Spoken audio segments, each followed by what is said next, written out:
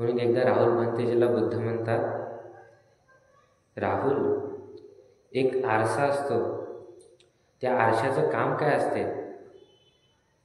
राहुल भंते म्हणतात, भंते भगवान, प्रत्येक व्यक्ती त्या आरशामध्ये काय निहारून पाहते की मी कसा दिसतो म्हणून.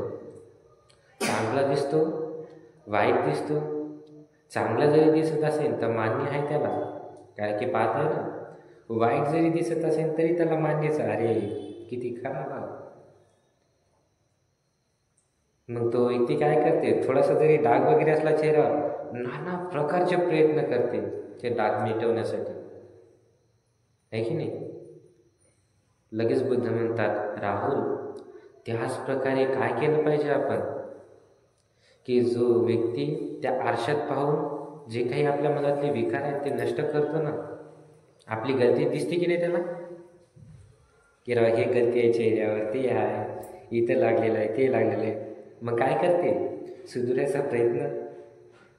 राहून त्याच प्रकारे आपण काही शरीरावरले जे काही आहे, बाहेरील जे काही गोष्टी आहेत, याच्यावर आपण जास्त लक्ष दिलं, आहे की नाही. जर हेच कारण आपण मनातली गंदगी मिटवण्यासाठी केली ना, तर तुमचा रागही नष्ट होईल, द्वेष मोह आदी सर्व नष्ट होईल. म्हणून आपण बाहेरील रूप काय सजवण्याच्या मागे लागतो. म्हणून बाहेरून आपल्याला स्वच्छ व्हायचं आहे का, मनातून स्वच्छ व्हायचं, की जे आपल्या मनातला राग नष्ट करून स्वच्छ व्हायचं आहे, द्वेष नष्ट करून स्वच्छ व्हायचं आहे की नाही. नाना प्रकारचे जे वाईट गुण आहेत याला नष्ट करून स्वच्छ व्हायचं आहे. मग बघायला सुंदर कारण आहे. जर तुम्हाला एकदम परिपूर्ण व्हायचं असेल, आहे की नाही, तुमचा राग आधी नष्ट करायचा असेल, तुमची दारू आधी सोडायची असेल तर, आहे की नाही.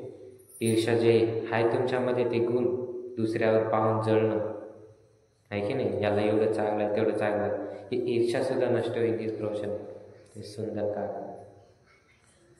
बघा, एक पूर्व काळामध्ये एक राजा होता. त्या राजाला असं वाटलं की माझ्या राज्यामध्ये कोणताही गुणवान व्यक्ती नाही आहे का,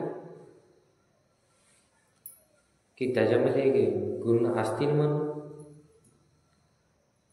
त्यानं पाहणं चालू केलं. त्याला गुणवान व्यक्ती कसा पाहिजे होता माहीत आहे? तो व्यक्ती कसा असला पाहिजे, ईर्ष्या न करणारा. तो व्यक्ती कसा असला पाहिजे, न दारू पिणारा, न व्यसन करणारा.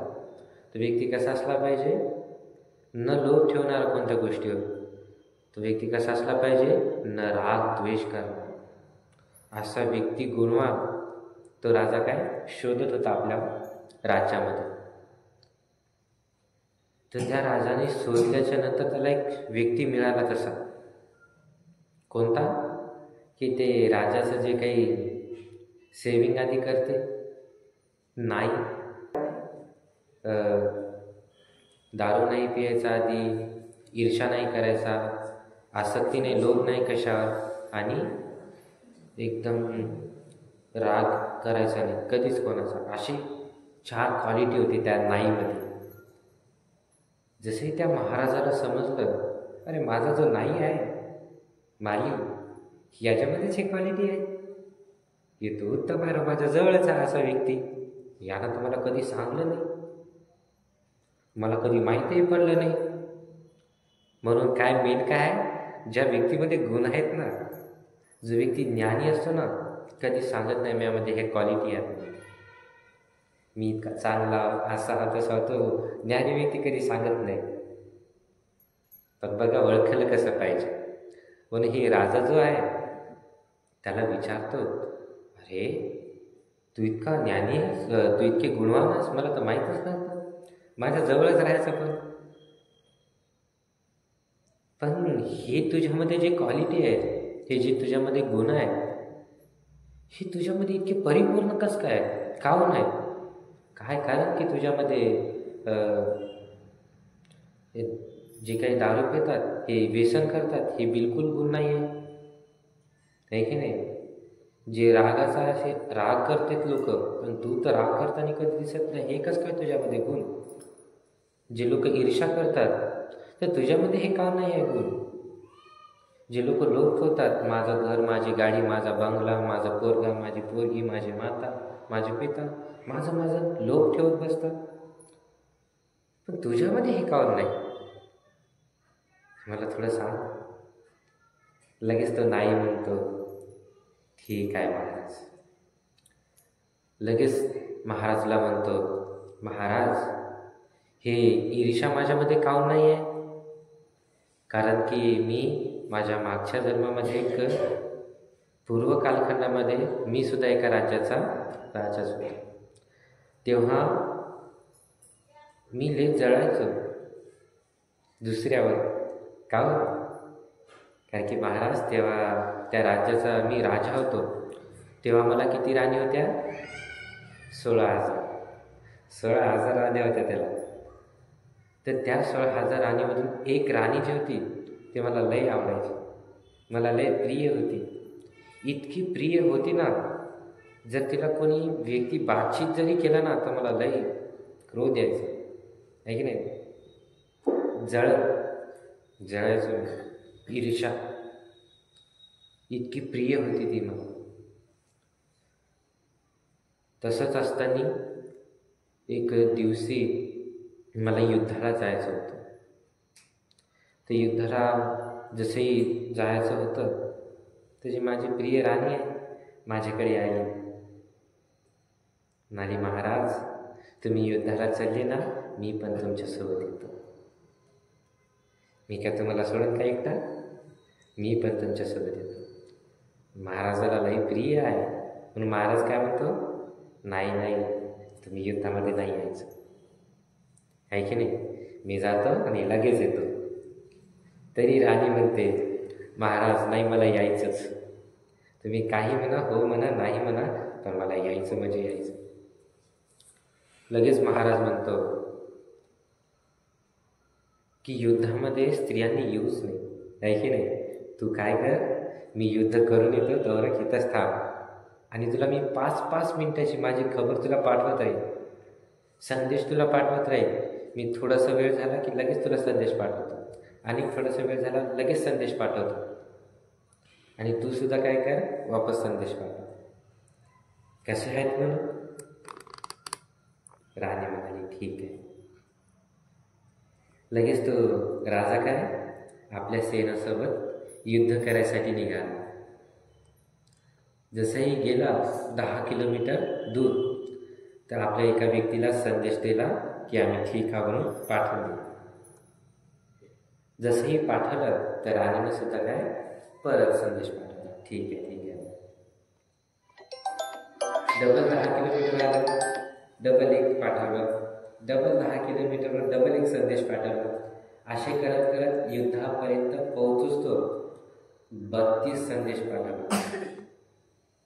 बघा, 32 माणसं पाठवली आणि तेच 32 माणसं तिचा संदेश घेऊन वापस आले राजा की ठीक आहे. जसे राजाने युद्ध आधी चालू केलं ना, जसे युद्ध संपलं तर तो राजा जो होता तो विजयी झाला, जिंकला त्या युद्धामध्ये. जसे युद्धामध्ये जिंकला ना, तो वापस हे राजाने काय केलं, आपले जे काही माणसं होते वापस संदेश पाठवला.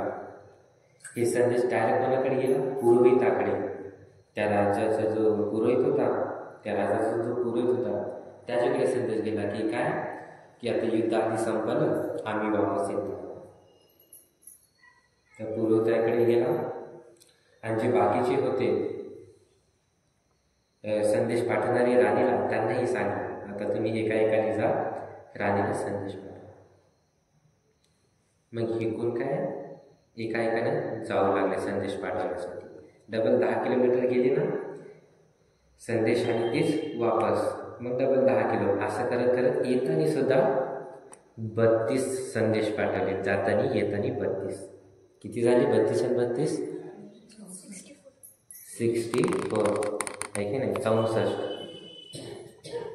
हे 64 व्यक्ती सुद्धा संदेश पाठवला आणि आणला. पण याच्यामध्ये एक कारण खूप वाईट आहे. कोणतं? जे राजाने संदेश पाठवला ज्या 64 व्यक्तीच्या हाताने, त्या राणीने काय केलं, त्या सगळ्या 64 व्यक्तीनं जसं जसं आलं ना, सगळ्यांसोबत गलत गलत कामं केली, गंदा व्यवहार केला, गलत, सगळं 64 व्यक्तीसोबत. आणि जो पुरोहित होता, जसे त्या पुरोहिताला माहीत झालं की राजा काय युद्ध आधी करून वापस येत आहे, तर पुरोहित हे कोणीकडे गेला, राणीकडे सांगण्यासाठी की महाराज युद्ध करून वापस येत आहे. जसेही राणीच्या महलामध्ये गेला ना, राणीला सांगलं की राजा काय युद्ध करून येत आहे. लगेच राणी म्हणाली ठीक आहे. मग राणीने काय गंदा विचार, लगेच आपला हात काय त्या पुरोहिताच्या खांद्यावर दिला. त्या पुरोहिताला अंगाला काटे झाले की राणी असं कसं करत आहे. आपलं पूर्ण अंग झणारलं त्यानं आणि ते हात काय बाजूला फेकून दिले. लगेच तो पुरोहित म्हणाला की महाराणी, मी तुमचा पुरोहित आहे, हे जे गंदा व्यवहार आहे हे उचित नाही, बरोबर नाही आहे. लगेच राणी म्हणाली उचित आहे नाही ते मला माहीत आहे, तू बाकीचा विचार करू नको, आहे की नाही. डबल खांद्यावर हात ठेवला, सांगलं चला आपण काय करू, थोडीशी मस्ती करू, गंदे काम, आहे की नाही. लगेच तो म्हणाला तुम्ही मला मारलं जरी तरी मी हे करणार नाही.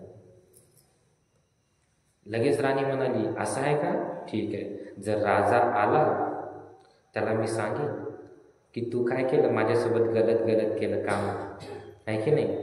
मी जसंही त्याला सांगेन ना तर राजा तुला डायरेक्ट मृत्यूदंड देऊन देईल, काय की राजाची सर्व प्रिय पत्नी मीच आहे, सर्वात प्रिय राणी मीच आहे. जर तुम्ही यासोबत हे केलं आहे तर डायरेक्ट राजाला सांगतो. बघा किती मुसीबतमध्ये आला.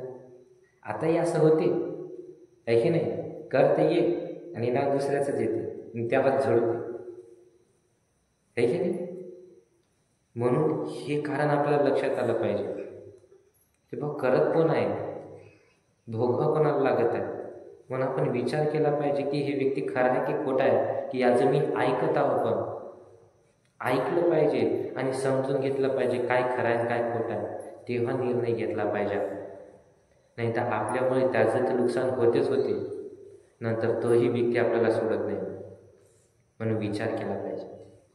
म्हणून ही राणी काय म्हणाली, तू जर माझ्यासोबत असं केलं नाही तर मी डायरेक्ट राजाला सांगतो.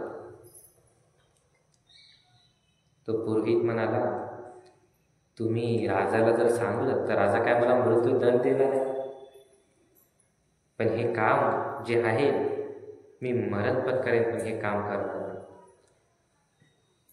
तुम्ही मला हजारो वेळ जरी मारलं तरी मी नाहीच म्हणणार, असं म्हणून निघून गेला तो पुरोहित.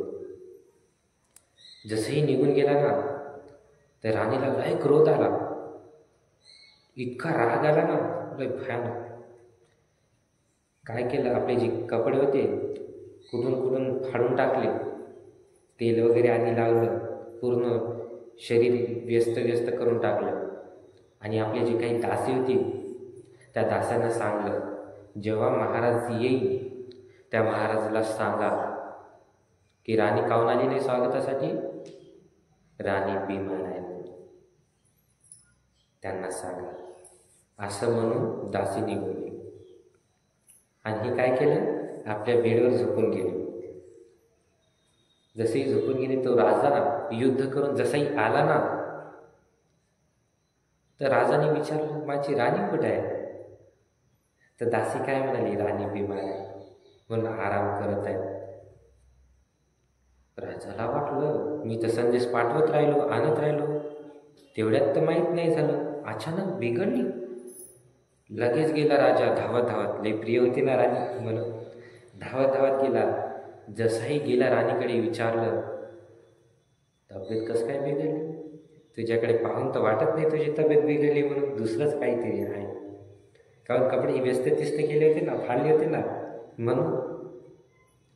लगेच राणी काय रडत रडत, बघा किती कुटीला आहे की नाही, रडत रडत काय म्हणे की महाराज तुम्ही जसे युद्धाला गेले ना, ते तुमचा पुरोहित आहे ना, ते पुरोहिताने माझ्यासोबत गंद काम केलं, मला लई परेशान केलं, मला लई दुःख पोहोचवलं त्या पुरोहिताने.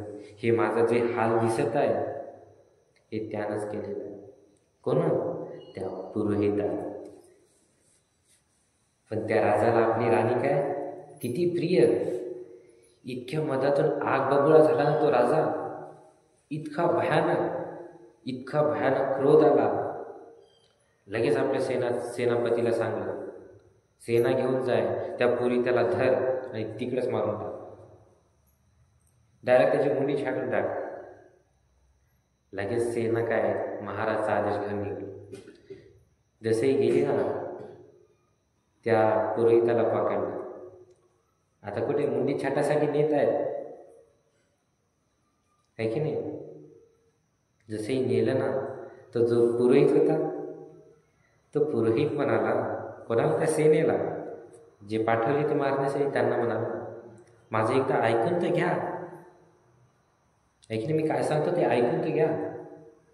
ते सेना काय म्हणत आहे की महाराजांनी आदेश दिलेला आहे तुझी मुंडी छाटण्यासाठी.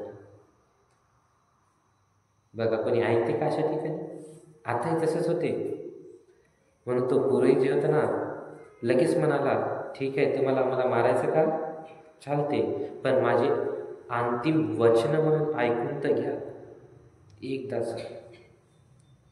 लगेच ती सेना म्हणते, सांग काय आहे तुझे अंतिम वचन? तो पुरोहित म्हणते, माझे अंतिम वचन, मला महाराजाला भेटायचं एकदाच.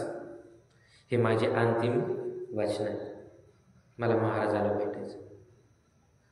म्हणून ती सेना काय करते, त्या पुरोहिताला घेऊन महाराजाकडे जाते. जसेही महाराजाकडे गेले तर महाराजांनी जसेही त्याला पाहिलं ना, इतका भयानक क्रोधितपणा झाला. लगेच महाराज म्हणतो पुरोहिताला, इकडे येऊन नको मी समोर आता, आहे की नाही? मी डोळ्यासमोरही राहू नको, इथून लगेच जा निघून, लगेच जा. बिलकुल ऐका ना, इतका भयानक क्रोधित. लगेच पुरोहित म्हणतो, महाराज मी तर आता मरणारच आहे, तुम्ही जे आदेश दिला त्यामुळे मी तर मरणारच आहे, पण आखरीचे वचन म्हणून माझं ऐकून तर घ्या. आखरीचे वचन म्हणून बघा. म्हणून महाराज काय हुशार होता, म्हणून काय इतकी विनंती केली ना, आखरीचे वचन म्हणून माझं ऐकून तर घ्या. म्हणून महाराज म्हणतो, ठीक आहे म्हणतो. लगेच तो पुरोहित म्हणतो, महाराज मी काय तुमच्या राणीसोबत गलत केलं का? मी नाही गलत केलं. परत काय केलं? त्या राणीनेच माझ्यासोबत गलत व्यवहार केला. सांगलं पण पटते का? तू काय चुकीचं सांगत आहे का मला? लगेच पुरोहित म्हणतो, महाराज मी काय चुकीचं सांगत नाही. सबूत पाहिजे का? तर हाय कोणतं, की ज्या 64 व्यक्तीसोबत तिनं गलत केलं ना, त्या सगळ्या व्यक्तींना बोलवलं. तेच व्यक्ती तुम्हाला सांगते. राणीला सुद्धा बोलवलं आणि त्या 64 व्यक्तींना सुद्धा बोलवलं, जे संदेश घेऊन आले ते. त्यांना जसंही बोलवलं, उभं केलं रांगेमध्ये राजाने आणि सर्वांना विचारलं क्रोधाच्या भरामध्ये, की सांगा हे जे व्यक्ती बोलत आहे खरं बोलत आहे का खोटं? कोणाला विचारलं? जे काही 64 व्यक्ती होते, राणी काय सांगणारी आहे का? बिलकुल नाही. त्या 64 व्यक्तींना विचारलं. जसंही विचारलं ना, ते सगळ्या लोकांनी आपली मानं खाली टाकली, एकही वचन बोललं. सगळ्यांनी आपले मानं जसेही खाली टाकले ना, राजाचे काय बत्ती गुल. लगेच राजा राणीकडे पाहतो. राणी पण काय एकदम तोंड काय एकदम सुकून गेल्यासारखं, एकदम ढिल्लं पडल्यासारखं, असं थरथर कापू लागली राणी पण. इतकं भयानक. तिला माहीत आहे आता, याला माहीत झालं आपलं काही खरंच नाही, आहे की नाही? इतकं पूर्ण सुकून गेल्यासारखी, एकदम चिंतामध्ये पडल्यासारखी एवढी. जसंही राजाने तिची अशी अवस्था पाहिली, राजाला लगेच लक्षात आलं का ज्ञानी होता ना, त्याला लगेच लक्षात आलं, अरे गलती कोणाची आहे, पुरोहिताची की राणीची? या राणीचीच. लगेच राजाला इतका क्रोध आला ना, लगेच राजाने सांगलं, हे जे काही 64 व्यक्ती आहेत यांच्यात त्या मुंड्या छाटून, कारण माझ्या राणीसोबत गलत केलं नाही यांनी, यांच्यात त्या मुंड्या छाटून, आणि जी ही राणी आहे ही जी त्या मुंडी छाटून. पण जो पुरोहित होता करुणावान, दयावान होता, लगेच राजाला याचना केली की महाराज गलती केली त्यांनी, आहे की नाही, त्यांना क्षमा कर, क्षमा कर. पुरोहिताच्या याचनेवर त्या 64 व्यक्तीलाही आणि त्या राणीलाही क्षमा केलं, क्षमा केलं. त्यानंतर आपल्या एका ठिकाणी बसला तो राजा, विचार करू लागला की ज्या राणीवर मी इतकं प्रिय होती मला, की ज्या राणीला मी इतकं प्रेम केलं, त्या राणीनं माझ्यासोबत असं केलं, योग्य नाही केलं. की ज्या राणीवर मी इतका भरोसा केला, इतकं प्रेम केलं, जर कोणी तिला बोलायचं जरी ना तर मला इतका भयानक क्रोध यायचा, त्या राणीनं माझ्यासोबत इतकं केलं, दुःख अनुभव करू लागला, दुःख अनुभव करू लागला. लगेच त्याला समजलं, अरे हे दुःख मला काहून झालं, माझ्याचमुळे मला हे दुःख झालं. बघा, आपल्याला दुसऱ्याची गलती दिसते, जेव्हा स्वतःची गलती दिसली ना तर यावेळी आपलं मागलं करून घ्यायचं. बघा हे कसं करते, आता आपलं दुःख कसं नष्ट करते. बघा काय म्हणते, हे जे काही मला दुःख झालं अनुभव, हे कोणामुळे झालं, दुसऱ्यामुळे का, माझ्या स्वतःमुळेच झालं. काहून, मीच आसक्ती उत्पन्न केली तिच्यावर, मी भयानक ईर्ष्या केली ना, की कोणी माझ्या पत्नीला बोलू नये, माझ्या राणीला कोणी पाहू सुद्धा नाही, मी ईर्ष्या केली ना दुसऱ्यावर, की त्याचमुळे मला हे दुःख अनुभवायचं. त्याला वाटलं मी ईर्ष्या केली म्हणूनच मला हे दुःख मिळतं.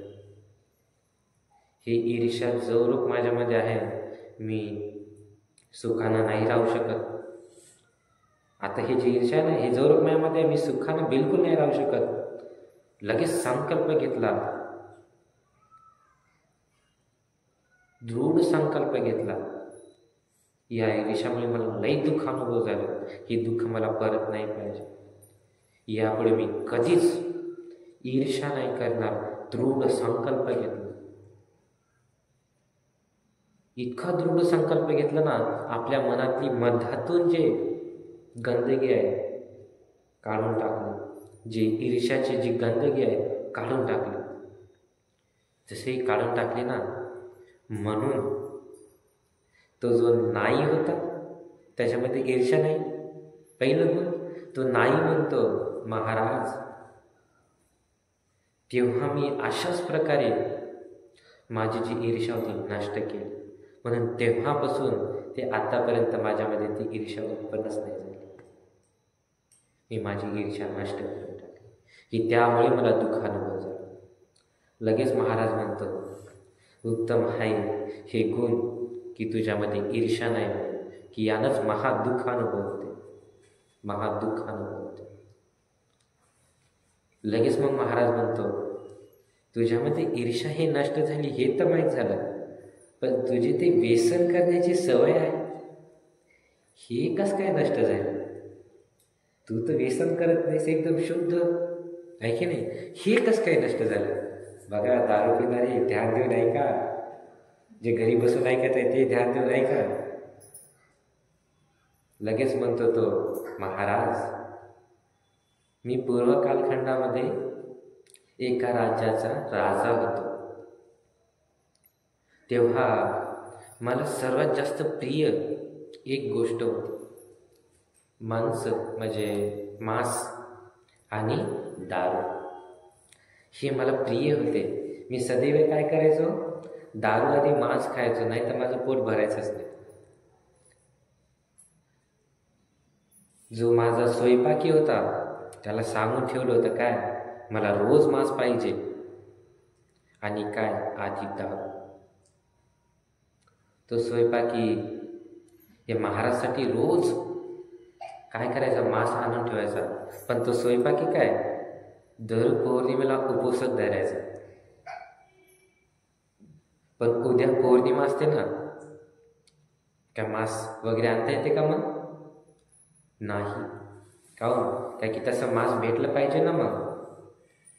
कारण की तो व्यक्ती सिलवान होता ना, हत्या नाही करणारा होता ना, म्हणून त्याला तर आणावं लागायचं मांस. मग त्याला वाटलं, राव मी जर जसं पाहिजे की जे मांस मी घेतो त्यानं मला विपाक नाही मिळाला पाहिजे, आहे की नाही. ते मांस जे घेतो ते हत्यामध्ये नाही मोडली पाहिजे. जे बुद्धांनी मध्यम मार्ग सांगलेला आहे, त्या मध्यम मार्गामधून ते जर मिळालं तर उत्तम आहे. पण बुद्धांनी मध्यम मार्ग कोणता सांगला मांस खायचा, की जर तुम्ही कोणत्या ठिकाणी गेले मांस घेण्यासाठी तर पहिलं कारण कोणतं असलं पाहिजे, त्या व्यक्तीला जो मांस विकतो त्या व्यक्तीला कधीच म्हणलं नाही पाहिजे की माझ्यासाठी काप म्हणून. जर त्यानं तुमच्यासाठी कापलं आणि ते जर तुम्ही खाल्लं 100% तुम्हाला विपाक मिळते. काहून? स्वतःसाठी त्याला मारायला लावलं ना तुम्ही. दुसरं कारण कोणतं, जर त्या व्यक्तीनं तुमच्याकडे पाहिलं आणि म्हणाला अरे गिरायक आला राव, ते जर मांस तुमच्यासाठी कापलं, ते जर तुम्ही खाल्लं 100% तुम्हाला त्याचा विपाक मिळते. तिसरी गोष्ट कोणती, की जर तिथेशी गेले आणि तुमच्या समोर ते कापत आहे ना, त्याला तुमच्या समोर ते मरत आहे प्राणी, तेच मांस जर तुम्ही खाल्लं तुम्हाला 100% विपाक मिळते. 100%. काहून? काय की तुमच्यासाठीच त्यानं कापलं, त्या हत्यामध्ये तुमचा हात आहे. त्यांनी तुमच्यासाठी कापलं, त्या हत्यामध्ये तुमचा हात सुद्धा आला. मग तुमच्या समोर मेलं ते खाल्लं, त्या हत्यामध्ये सुद्धा तुमचा हात आला. पण तुम्ही काय केलं, स्वतःसाठी कापायला लावलं का, म्हणले का मी काप म्हणून? नाही. मग त्या हत्यामध्ये तुमचा हात आहे का? जर त्या व्यक्तीने तुमच्यासाठी कापलं नाही तर त्या हत्यामध्ये तुमचा हात आहे का? तुमच्या समोरही मेलं नाही, त्या गोष्टीमध्ये त्या हत्यामध्ये तुमचा हात आहे का? मग नाही आहे. म्हणून जसंही कोणता व्यक्ती मरतो तर काय बनते मग त्याचं, जसंही कोणतं असो, बैल आदी कोंबडी आदी काही असो, जसेही काही मेले तर याचं काय बनत असते, आहार. जिवंत असताना काय प्राण आहे ना, पण ते प्राण आपण घेतला का? कोणी घेतला? त्याने घेतला. म्हणून सगळं कोणाच्या अकाउंटला चाललं, त्याच्या, आहे की नाही. मग त्याच्यात काय, त्याच्या हातामध्ये का आपला हात आहे का? शुद्ध आहो की नाही आपण. पण त्याने हत्या केली त्याला त्याचा विभाग मिळते, 100% मिळते. पण हत्या झाल्याच्या नंतर त्या व्यक्तीचं काय बनते, आहार. मग या पुरोहिताला काय वाटलं, या स्वयंपाकीला काय वाटलं, मी तर पौर्णिमा धरत आहो ना, माझी पण हत्या नाही झाली पाहिजे, म्हणून मी अशा प्रकारे मांस घेतलं ना तर त्या हत्यामध्ये माझा हात नाही राहणार, त्या हत्यापासून मी अलिप्त. म्हणजे काय, माझं जे सील आहे, मी कधीच कोणाची हत्या करणार नाही, हे सीलही तुटणार नाही आणि हे मांस मी राजाला खाऊ घालू शकतो. असं म्हणून त्यानं काय केलं, तो गेला एक दिवस आधीच पौर्णिमेच्या, पाहिलं त्यानं, स्वतः चांगलं नाही त्यानं काप म्हणून, त्याच्याकडे पाहिली, हे म्यासाठी तर कापत नाही आहे, हे सुद्धा ध्यान देऊन पाहिलं. आणि तिसरी गोष्ट काय, म्या समोर तर मेलेलं नाही आहे हे पाहिलं. या तिन्ही गोष्टी पाहिल्या तर या तिन्ही गोष्टी होत्या का? नव्हत्या. मग त्यानं ते मांस घेतलं. म्हणजे काय घेतलं, ते आहार. जसे ते आहार घेतला, वापस आला आपल्या रसोईमध्ये ठेवून दिलं. जसेही रसोईमध्ये ठेवलं तर राजाला काय, उद्या मांस लागणार आहे. बघा, दारू पिताळा आधी मांस खाणार आहे ना, तर राजाला काय, आजचा मांस भेटून गेलं पण उद्या पण पाहिजे पौर्णिमेच्या दिवशी. पण हे सिलवान व्यक्ती नाही म्हणाला ना, म्हणून काय केलं, रसोईमध्ये ठेवून दिलं एक दिवस आधीच. तर त्या रसोईमध्ये एक मांजर आहे, जे काही मांस ठेवलं होतं ना सगळं पार करून टाकलं ते. हे रसोई उद्या आला स्वयंपाक बनवण्यासाठी. जसंही आला त्या रसोईला वाटलं, अरे मी तर मांस आणलं, गायब झालं का? लक्षात आलं माझं येऊन खाऊनही गेलं राव. आता काय करावं? जर राजाला हे माहीत झालं, राजा आपल्याला मृत्यूदंड देणार आहे. काहून मांस प्रिय आहे ना. जर त्याला ते दिलं नाही तर आता पौर्णिमेच्या दिवशी कुठून मांस आणावं? भेटते का कुठं? आणि जशा प्रकारे पाहिजे तशा प्रकारे तर बिलकुल भेटत नाही. त्याच्यामध्ये माझा हात जाईल मग हात्यामध्ये. नाही नाही नाही, मी काय माझं सील तोडू देणार आहे की नाही. मग काय करावं लई दुःखी झालं ना. जसं मांस पाहिजे तसं तर मिळणार नाही आहे. आता ती तिकडे गेलं तर ते म्यासाठीच कापणार आहे आणि मला सांगावंच लागणार आहे काप, आणि म्या समोरच मरण मग ते. नाही हे जर खाल्लं तर मला पाप लागते बापा. नाही, मला हे पाप नाही पाहिजे. म्हणून दुःखी होऊन बसला. जसंही दुःखी होऊन बसला ना, तर त्या राजाची जी राणी होती त्या राणीनं पाहिलं हे स्वयंपाकी आज लई दुःखी दिसत आहे. ही राणी त्याच्याकडे गेली, म्हणाली, स्वयंपाकी एवढा दुःखी काहूनस? लगेच स्वयंपाकी म्हणतो, महाराणी मी दुःखी का ना? जसं मांस पाहिजे होतं मी कालच आणून ठेवलं की जेणेकरून मला पाप लागणार नाही. पण आज पौर्णिमेच्या निमित्ताने जर मी तसं गेलो तर मला ते जर मांस घेतलं तर मला 100% पाप लागेल. म्हणून आता मला ते पाप काही करून घ्यायचं नाही, मला माझं सील तोडायचं नाही. म्हणून मी नाराज होऊन बसलो. राणी म्हणाली, मग राजा काय तुला सोडून का? बिलकुल. राजा पहिलेच क्रोधी आणि काय व्यसनी व्यक्ती आहे, ते तर सांगताच येत नाही, आहे की नाही. लगेच मग स्वयंपाकी म्हणाला, महाराणी तुम्हीच कोणता तरी उपाय काढा, काहीतरी करा आता.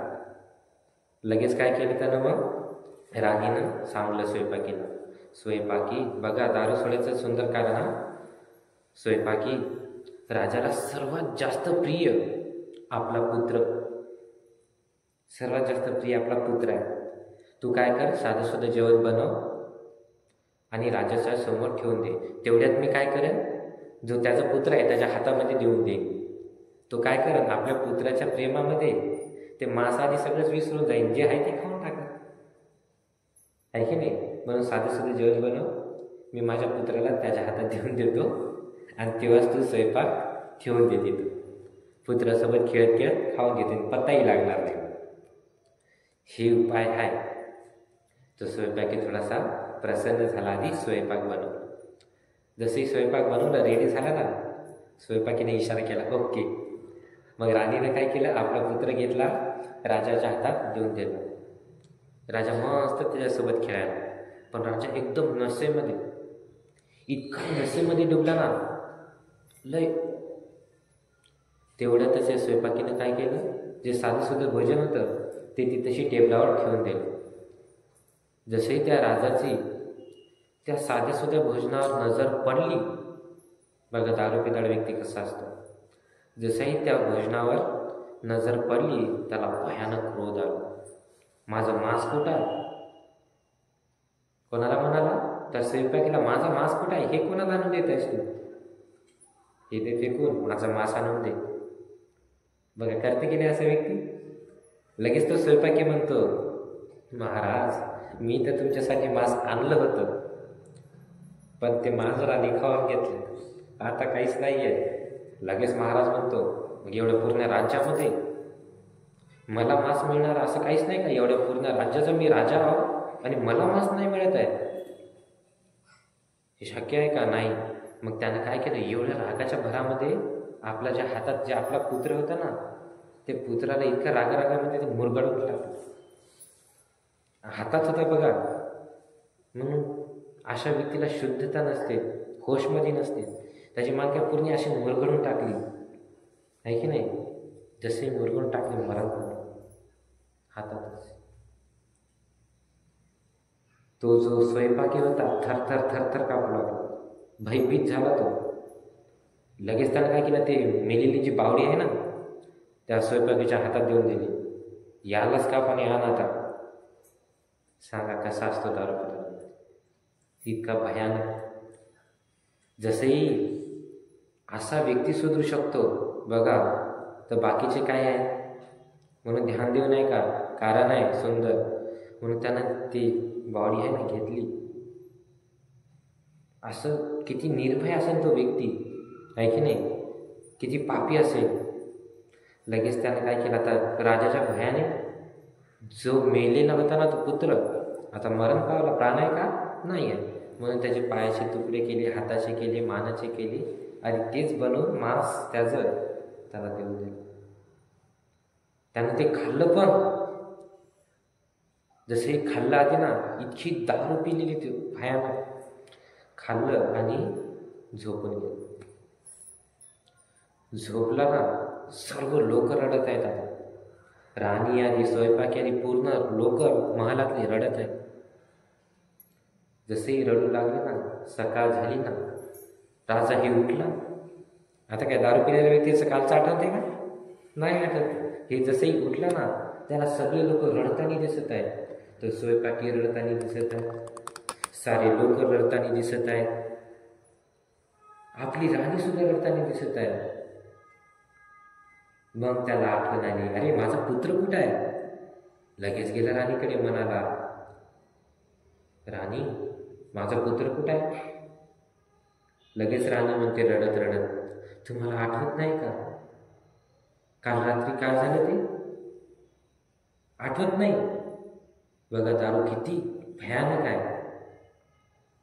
लगेच म्हणतो नाही. लगेच सांगते राणी की ज्या व्यक्तीचं तुम्ही रात्री मांस खाल्लं ना, दुसऱ्याचं कोणाचंच नाही, तुमच्याच पुत्राचं तुम्ही मांस खाल्लं, तुमच्याच पुत्राचं. मधातून पूर्ण तुटून गेलं, कारण पुत्र प्रिय होता ना, पुत्र स्नेह उत्पन्न झालं. आता बघा वेळ गेल्याच्या नंतर मग जशी उतरली ना, सगळं खाल्लेलं आठवते, आहे की नाही? जर खायचं गेली तेवढं काही दिसत नाही, पण उतरली ना सगळंच आठवते त्याला. आता सगळं आठवत आहे, माझा पुत्र मीच मारलो. महादुःखानुभव करू लागला, महादुःख, इतका दुःखानुभव करू लागला ना, तुटून गेला, एकदम तुटून गेला. जसे महालाच्या खाली निघाला, असं चालत आता महालाच्या खाली निघाला, असं रोडवर बसला. तो राजा, राज्याचा राजा रोडवर बसला. त्या रोडची जी माती आहे ना, घेतली, आपल्या मुखाला घासली, अशी की याच मुखामुळे, याच मांसाच्या लोभामुळे माझा पुत्र मरण पावला. ही माती घेतली, टर घासली मुखाला. महादुःख अनुभव करू.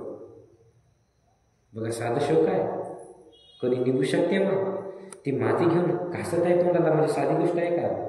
इतकं रडत लगेच म्हणाला, हे जे महादुःख आहे, स्वतःच्या पुत्राला मी गमावलं, हे जे महादुःख आहे, याच्यामधून सोपा आहे निघणं? बिलकुल नाही.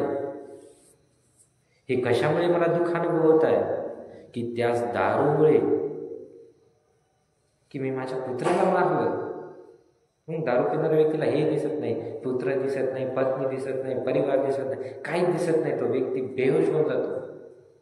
पण होश आला ना, असं दुःख अनुभव होते. असं त्यालाही माहीत आहे बरं, असं होते म्हणून. लय भयानक दुःख. लगेच म्हणाला, हे दुःख मी या दारूमुळे, या मांसमुळे झालं. मी यापुढे कधीच ही दारू पिणार नाही, असा दृढ संकल्प घेतो, की ज्यामुळे हे महान दुःखानुभव होत आहे. दृढ संकल्प घेतला, यापुढे मी दारू पिणार नाही. म्हणून सुधरवणारं तुम्हाला दुसरं कोणीच नाही आहे की नाही? बुद्ध जरी आले ना, त्यांनी तुम्हाला उपदेश जरी दिला ना, तरी सुधारणं तुमच्याच हातात आहे, बुद्धांच्याही हातात नाही आहे. बुद्ध सांगतील, सुधारणं तुम्हालाच आहे. म्हणून तुम्हाला दुसरं कोणी सुधरू शकत नाही. कोणताही व्यक्ती असो, तुम्हाला कोणी सुधरू शकत नाही. तुम्ही जर सुधरायचं, स्वतःला सुधरावं लागणार आहे की नाही? जर तुम्ही तुमच्या मनात गंदगी आहे, बाहेर गंदगी नाही आहे सुधरायला, तुमच्या मनातली गंदगी तुम्ही सुधरू शकता. असं जर दुःखानुभव करायचं नसेल ना, ती ही गंदगीला बाहेर काढून टाका.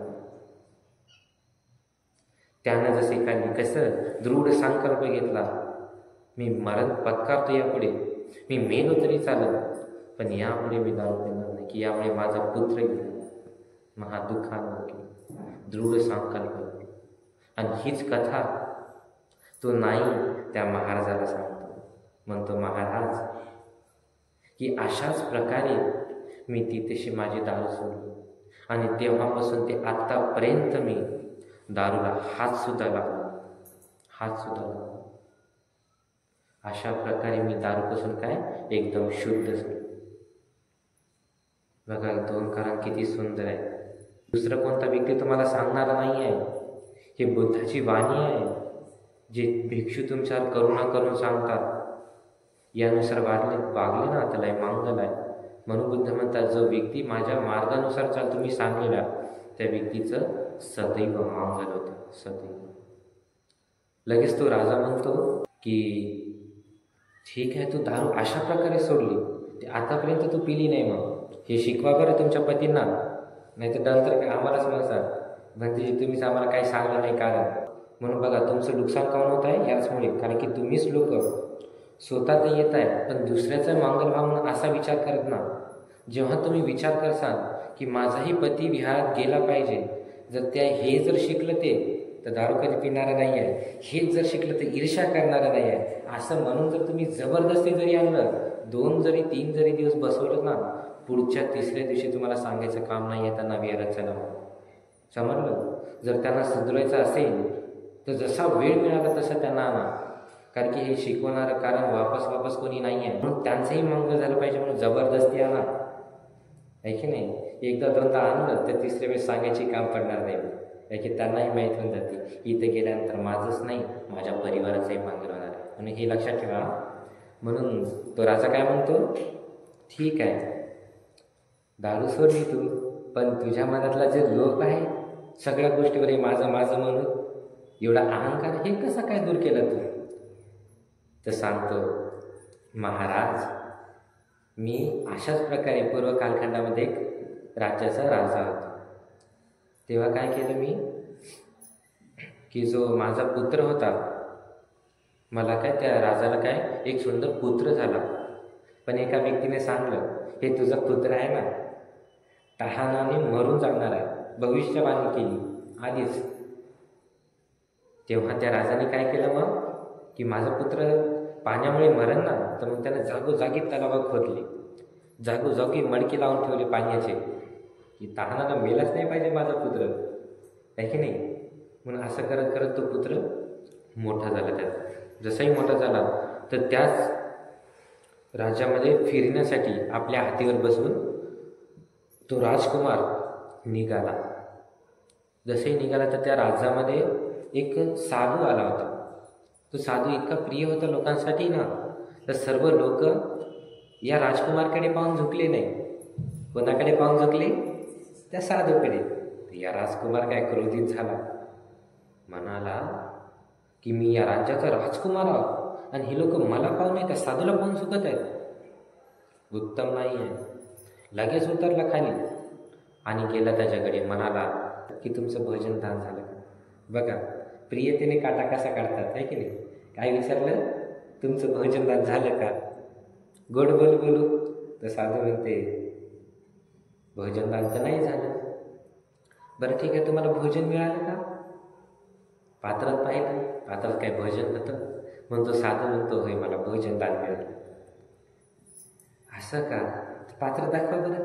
ते पात्र घेतलं त्या राजकुमारनं आणि दिलं आपटून, फोडून टाकलं पात्र, त्याच्यात ते पाय तुडवलं. बघा किती क्रोध आहे. लगेच सांगलं मी श्रेष्ठ आहो ना, मला झोपून वंदन करत नाही, तुम्हाला करत आहेत, उत्तम नाही आहे. मग त्याचं पात्र फोडलं, बसला हातीवर, निघला डबल फिरायसाठी. असं फिरत फिरत कवा दूर गेला त्यालाही पत्ता नाही. जसंही दूर गेला ना त्याला लय तहान लागली. जसंही तहान, बघा क्रोध कसा आहे, जसंही तहान लागली ना मग त्याला पाण्याची आठवण आली. मग आपले जे काही सेवक वगैरे होते त्यांना सांगलं मला तहान लागली पाणी आणा. तर राजाने जागोजागी तलाव खोदले होते ना, तर सर्व सेवक पाणी घेण्यासाठी गेले. पण इतकं भयानक कर्म केलं, आहे की नाही. साध्या व्यक्तीचं नुकसान केलं का त्यानं, साध्या व्यक्तीवर क्रोध केला का, अहंकार केला का, लोभ ठेवला का, किती क्रोध केला. म्हणून बघा किती कर्माचा विपाक भयानक केला. जसेही ते त्याचे सेवक गेले ना पाणी आणण्यासाठी, त्यांना कुठं पाणीच मिळालं नाही, कुठंच पाणी मिळालं नाही. खाली हात आले, आखरीला तहान करून मरून गेला तसंच. बघा क्रोध किती भयानक आहे. नुकसान कोणाचं होते, आपलं होता. त्याचा जो पुत्र जो मरण पावला होता त्या राजाला माहीत झालं की माझा पुत्र तहान करू करू मरण पावला. महाशोक अनुभव करू लागला. कारण की पुत्र प्रिय होता ना, लहानपणापासून हातावर ठेवलं ना, आता मरण पावला ना, लई शोक उत्पन्न करू लागला. इतका शोक उत्पन्न केलं, म्हणू लागला, अरे माझा पुत्र गेला, माझा पुत्र गेला. पण काय, ही शोक काऊन उत्पन्न होत आहे? मी काय गलती करत आहो की मला हे शोक उत्पन्न झालं? मी काय असं केलं? मी कोणती गलती केली की मला शोक उत्पन्न होत आहे? म्हणून दुसऱ्याची गलती पाहिली का? कोणाची गलती पाहत आहे? स्वतःची गलती पाहता. मी काय केलं? जेव्हा तुम्ही असं म्हणसाल मी कोणती अशी गलती केली, जेव्हा तुम्ही ध्यान देऊन लक्ष देसाल, जेव्हा तुमचं नुकसान झालं ना, जेव्हा तुम्ही ध्यान देऊन लक्ष देसाल मी कोणती गलती केली, तेव्हा तुम्हाला समजणारे. बघा काय समजेल? ध्यान देऊ नये. राजा काय म्हणतो, माझा पुत्र मला लई प्रिय होतं, मला माहीत होतं ते एक ना एक दिवस मरणार आहे म्हणून, तरी मी भयानक आसक्ती उत्पन्न केली त्याच्यावर. मला माहीत असून सुद्धा मी मनात ठाणून घेतलं की माझा पुत्र मरणारा नाही आहे म्हणून. मी चुकीचं केलं. माहीत आहे ना मरणार आहे म्हणून एक ना एक दिवस, तरी मी त्याच्यावर आसक्ती उत्पन्न केली, म्हणूनच मला हे दुःख उत्पन्न. जर मी अशा विचारानं चाललो असतो एक ना एक दिवस मरणच पावणार आहे, पण मी सुंदरतेनं त्याचं पालन पोषण करेन, अशा रीतीने जर मी चाललो असतो तर हे जे दुःख आहे मला आता अनुभव झाला. म्हणून बघा इथे सुंदर कारण आहे शिकायचं. व काय की मीपणा नका ठेवू. बुद्ध सांगतात त्याप्रमाणे मीपणा नका ठेवू. पुत्रही नश्वर आहे, नष्ट होणार आहे, माताही नश्वर आहे, पिताही नश्वर आहे, पूर्ण परिवारात जे काही लोक आहेत, या पृथ्वीवरले जे काही गोष्टी उत्पन्न होणार आहेत नश्वर आहेत, नष्ट होणार आहेत. म्हणून कसं चाललं पाहिजे? हे सगळ्या गोष्टी नश्वर आहेत, मी सुद्धा नष्ट होणार आहे, मी सुद्धा मातीत जाणार आहे. तर अशाच गोष्टीला माझं म्हणून आसक्ती जर उत्पन्न केली तर असत दुःख. म्हणून त्याला समजलं हे दुसरं कोणामुळे दुःख नाही झालं मला, हे मेहाजमुळे मला दुःख झालं, मी गलती केली म्हणून मला दुःख झालं. जसंही समजलं ना, लगेच दृढ संकल्प घेतला, यापुढे मी कधीच आसक्ती उत्पन्न करणार, कधीच कोणत्याच लोकभावामध्ये पडणार नाही, मी कधीच नाही पडणार. दृढ संकल्प घेतला. त्या महाराजाला सांगत नाही की मी त्या प्रकारे आपला जे काही गोष्टीवर लोभ असते पूर्ण अशा प्रकारे नष्ट करून टाकला, दृढ संकल्प घेऊन. म्हणून मी काय आता कोणत्याच गोष्टीवर लोभ ठेवत नाही. लगेच महाराज ठीक आहे. मग चौथी गोष्ट काय, तुझ्यामध्ये राग बिलकुलच नाही आहे, तू राग कधीच कोणाचा करत नाहीस. हे काऊन आहे बरं? एकदम शांत आहेस तू.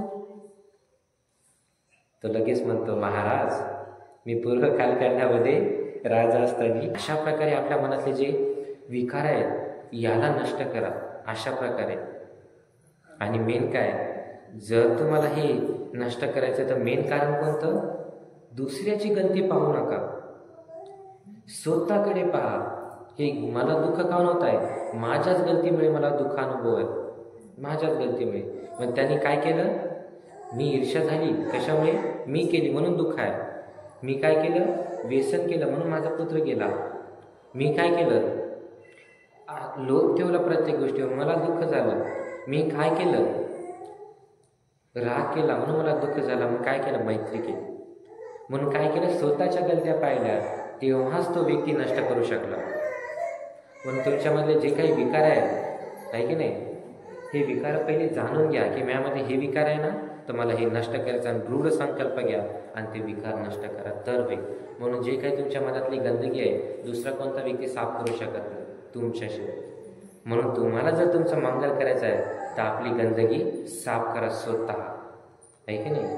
म्हणून तुमच्या सर्वांना मी आशीर्वाद करत आहो की हे जे काही तुमच्या मनातली विकार आहे, हे जे काही तुमच्या मनातली गंदगी आहे, हे तुम्हाला नष्ट करण्याचं भाग्य प्राप्त होतं.